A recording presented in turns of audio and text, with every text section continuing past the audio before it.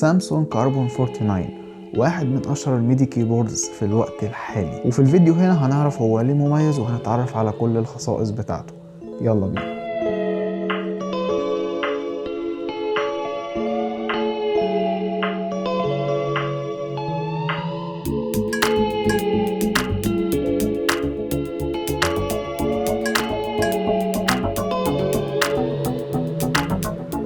كاربون 49، والرقم ده هو رقم المفاتيح اللي موجودة في الكيبورد نفسها، والحجم بتاع المفاتيح ده او عدد المفاتيح ده ينقلنا ان احنا نتكلم في البادي بتاع الكيبورد نفسه اول حاجة خالص. طبعا ده معناها ان الكيبورد هيبقى عريض حوالي 80 سنتي، وكمان الديزاين بتاعه خفيف كده ولذيذ، والمنحنيات بتاعته بصراحة لذيذة كده، هي حاجات صغيرة بس الشكل الجمالي بيبقى حلو. ووزنه تقيل نسبيا، هو حوالي 3 كيلو، هو بالظبط 2 كيلو 800 وحاجة جرام، فوزنه نوعا ما تقيل بس شغال. وظيفة الكيبورد ده ان انت بتقدر تلعب عليه الميدي تراكس، او انت تقدر تلعب عليه الالات اللي هي موجودة في الكمبيوتر. ميدي يعني صوت متسجل من الكمبيوتر، صوت يعني الكتروني، مش صوت متسجل حقيقي، بمعنى ان انت مش جايب آلة معينة بتعزفها او بتسجلها على مايك فالصوت ده انت بتاخده من الآلة من المايك، لا، الصوت ده من الكمبيوتر نفسه،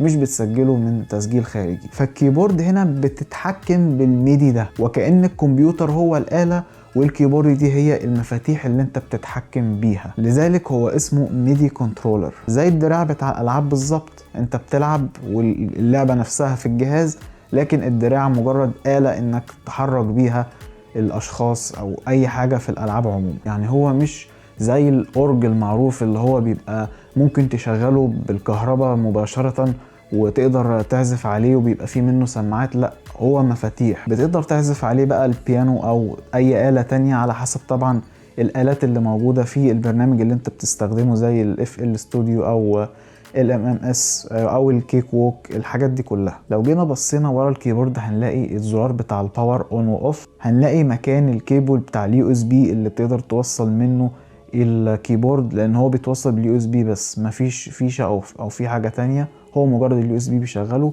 وهنلاقي وصلات تانية زي الميدي اوتبوت والسستين، ودول تقريبا حاجات بتستخدم يعني آلات تانية زي البادز اللي هي بتاعت الدرامز دي، او اي حاجات تانية بتوصلها، انا ما استخدمتهاش يعني قبل كده. طيب لو جينا بصينا في الكيبورد من قدام هنلاقي الشاشة ال LED الصغيرة اللي هي بتبقى الديفولت بتاعها C49، بتفضل مكتوبة كده اهو، والشاشة بتتغير على حسب اخر حاجة ظبطتها في الكيبورد، وده اللي هنعرفه دلوقتي.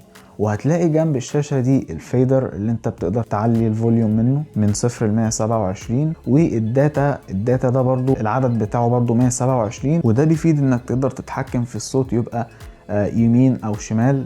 وطبعا 127 يعني انت المفروض تبقى حاطط نص الرقم ده اللي هو 63 ونص، فهو بتبقى مثبته على 64 علشان السماعه اليمين والشمال او سماعه الاستيريو تبقى في وضع بالانس. وجنبه زرار الايديت مود اللي هو هنتكلم عنه قدام شويه. وجنب الايديت مود هتلاقي المكان اللي انت بتقدر تثبت عليه تابلت او موبايل، تقدر تحطه عليه عشان تسنده على الكيبورد نفسها، بحيث لو انت موصله بموبايل او بتابلت يبقى قدامك وتلاقي مكان تسنده عليه. على شمال الكيبورد هنلاقي الادوات اللي بتتحكم في نوع الصوت اللي بيطلع من الكيبورد دي، هنلاقي مثلا الاوكتيف، الترانسبوز، وهنلاقي العجلتين وهي البيتش والموديوليشن، وكل دول هنتكلم عليهم بس من قريب. طيب خلينا نبدأ بالاوكتيف، ولكن قبل ما نبدأ بالاوكتيف خلينا نعرف ايه هو بسرعة. البيانو عموما هو عبارة عن ال 12 مفتاح دول، بس بيتكرروا كذا مرة، فهو هنا بما ان هو 49 مفتاح، فهو ال 12 مفتاح دول متكررين 4 مرات، فكده 48 مفتاح زائد مفتاح واحد زيادة اللي هو من الاوكتيف الخامس، يعني مفتاح واحد منه، فيها 49 مفتاح. فكرة الاوكتيف هنا ان انت كل ما بتطلع بالاوكتيف، كل ما بتزيد يمين، كل ما الصوت بيبقى اخف. زي مثلا ناخد النوت هنا سي ودي مثلا، هنا بتبقى اخف. تمام. هنخش بقى عايزين مثلا نزود الاوكتيف، عندنا بلس وماينس. بلس معنى كده ان هو هيزود الاوكتيف 12 واحد. فاحنا هنعتبر ان احنا هنا الاربعة اوكتيف دول في 4 تانيين جنبهم، واحنا لما بندوس مثلا 1 الاول اوكتيف فالاوكتيف ده اتنقل لهنا وجي الاوكتيف اللي بعده، فالصوت هيبدأ يخف، فاللي كان هنا بقى هنا. حتى لو جينا رجعنا اهو تسمع صوته هنا، لان ال 12 دول رجعوا هنا تاني. وفكرة الاوكتيف بقى ان هو لما بيبقى فيه اصوات تقيلة هنا واصوات خفيفة على اليمين، دي اللي يعني اللي بتدي نوع كده، يعني مش عارف بيبقى يتسمى ازاي، بس بيخلي اللحن شكله حلو. بيبقى فيه بيز لاين كده اللي هو التخين ده، وبتعزف عليه ميلودي، فبيعمل تناغم كويس. بتقدر تزوده ل4 مرات وتقدر تقلل ل4 مرات، اللي هو بترجع بقى للأتقل. لما بتقلل كأنه بقى بيرجع تاني، يعني بدل ما بتيجي كده للصوت بيبدأ يخف، لا كده الصوت بيرجع يتقل طالما بتعمل ماينس اهو. بس هو طبعا بالآلات كده اهو، بص الصوت تقل جدا لما نزلنا النيجاتيف 2 لان احنا نزلنا جامد، فهو كده في حالته الطبيعية. طيب ده الاوكتيف.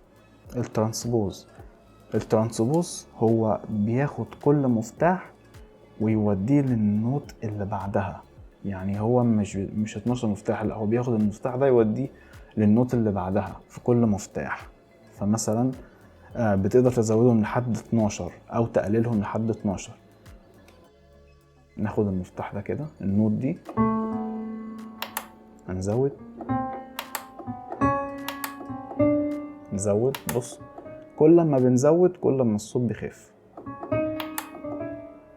نرجع بقى تاني اهو، بيرجع تاني زي ما هو. لما نيجي نقلل تلاقي الصوت بيبدأ يريح شوية. وكل ما بتدوس طبعا الزرار اللي انت دايسه بيحمر، بينور لون احمر، يعني عشان يقولك ان انت مقلل او مزود سواء ترانسبوز او اوكتيف. فهي دي فكرة الترانسبوز، ان هو بيزود لك او بيقلل لك نوت واحدة. طيب بيتش بيند.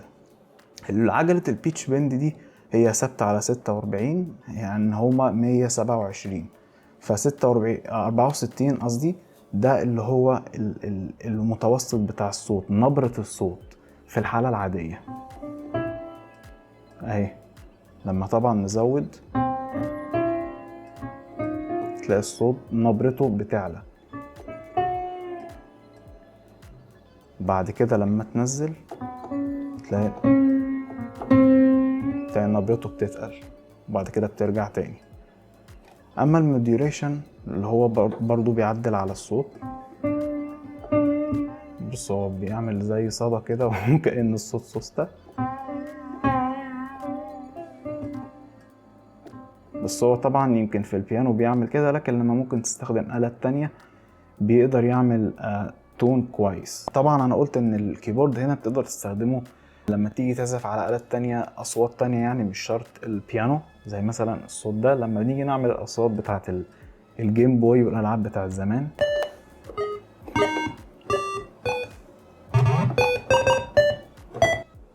حاجات زي كده بقى. عايز مثلا صوت بتاع إلكتريك بيانو، البيانو الكهربائي،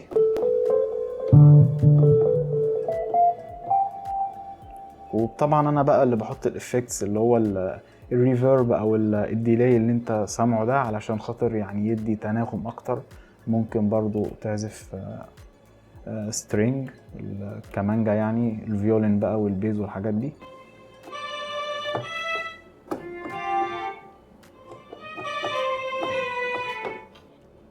فبتقدر تعزف على اي حاجة ليها ميدي تراكس. الايديت مود ده بصراحة انا ما كنتش فاهم هو بيعمل ايه، لدرجة ان انا قعدت امسك الكتالوج اقراه كذا مرة ما فهمتش حاجة. ولكن لما انا قعدت شهور ان انا امارس على الكيبورد وابتديت افهم اكتر، وجيت رجعت للكتالوج تاني، فنوعا ما فهمت هو بيعمل ايه.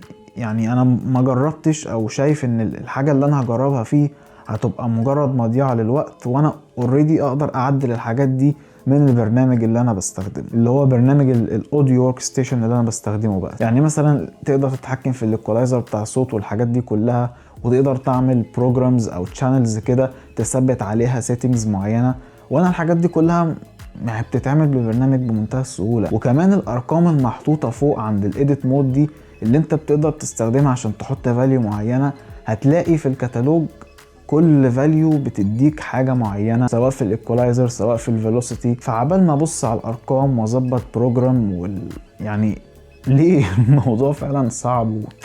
طب انا ليه اعقد نفسي وانا عندي البرنامج اقدر اشوف الايكولايزر على جراف، او اقدر اتحكم في الفيلوسيتي بتاعت النوتس براحتي والشاشة كبيرة وفي كل حاجة، بدل ما ابقى مقيد في الزراير. يعني اعتقد الموضوع ده هيبقى مفيد لو البرنامج اللي انت شغال عليه مثلا الاوبشنز بتاعته قليله، بس اعتقد ان دي حاجات بيزكس يعني وموجوده في كل البرامج، الا بقى لو انت مثلا موصله بالموبايل. لان عموما انا دورت كتير على فايده الايديت مود ده وايه الاستخدامات بتاعته، ما لقيتش حاجه بصراحه. فعموما الايديت مود هو معقد شويه، والبديل بتاعه موجود بمنتهى السهوله على الكمبيوتر. بس لو عايزين نعمل فيديو مخصوص عن الايديت مود بتفاصيله المملة دي كلها، قولوا لي في الكومنتات تحت، وممكن نبقى نعمل فيديو مخصوص للايديت مود. وزي ما قلت ان لو معاك الموبايل او التابلت بتاعك بيدعم وصلات الاو تي جي، بتقدر توصل اليو اس بي في الموبايل او التابلت وبتقدر تعزف عليه عادي. وانا بستخدم برنامج بيانو كونكت، وكان اول ما بحط الوصلة هو بيتعرف على الكيبورد اوتوماتيك وبيشتغل على البرنامج عادي جدا.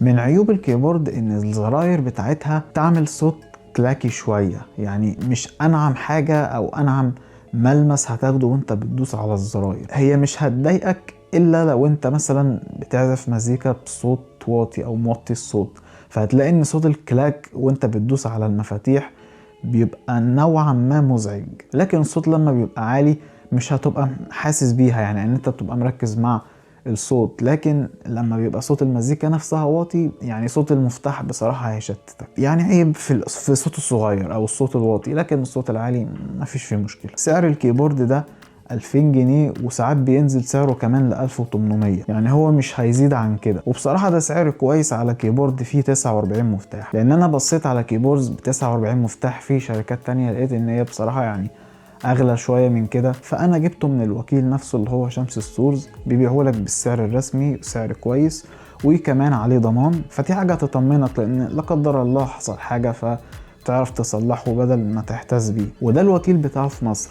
انما لو انت في دوله تانية فانت بتقدر تخش على الموقع بتاع سامسونج نفسه وبتقدر تعرف الوكيل الرسمي بتاع الشركه في البلد دي ايه. لان انت في ناس اللي بيبيعوها بره التوكيل بيبيعوها بصراحه باسعار غريبه شويه، بيبيعوها مثلا 2900 او 3000، وده بصراحه سعر غالي جدا على الكيبورد، في حين ان انت اقل من السعر ده ممكن من التوكيل نفسه تجيب كربون 61 مفتاح. فطبعا ده افضل لك كتير انك تشتري من التوكيل وما تشتريش من حتت بره. واخيرا بيجي مع الكيبورد كده لينك تقدر تحمل منه برنامج Complete Element، برنامج يعني DAW Workstation علشان تقدر تشتغل عليه. بس انا عموما يعني محبتش الواجهه ومحبتش شكله، انا بستخدم برنامج كيك ووك وLMMS، بس يعني في الغالب انا بستخدم الكيك ووك اكتر. وبس كده، دي كانت نهايه الفيديو. قولوا لي رايكم ايه، رايكم في التجديد ده، او ايه رايكم في نوع المحتوى ده، هل كويس؟ قولوا لي عن رايكم تحت في الكومنتات، وما تنساش تعمل لايك للفيديو، سبسكرايب للقناه علشان تتابع كل جديد. سلام.